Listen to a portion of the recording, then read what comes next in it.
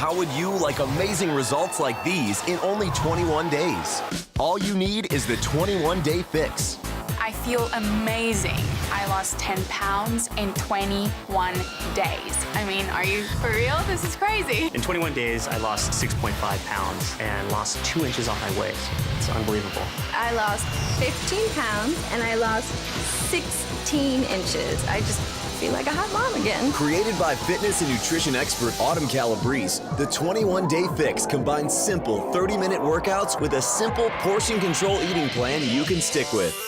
It's 30-minute workouts. They're nothing crazy. They're simple exercises. Anybody can do them based on your fitness level. I wanted to push everybody, whether you've been working out for years or you've never worked out a day in your life. You get in and you get out. It's a half an hour. Anybody has a half an hour. Like, you spend more time contemplating working out than you actually do working out, you know? We have a 7-day workout program, so every day is different. We've got upper body and legs and cardio with weights and Pilates and yoga.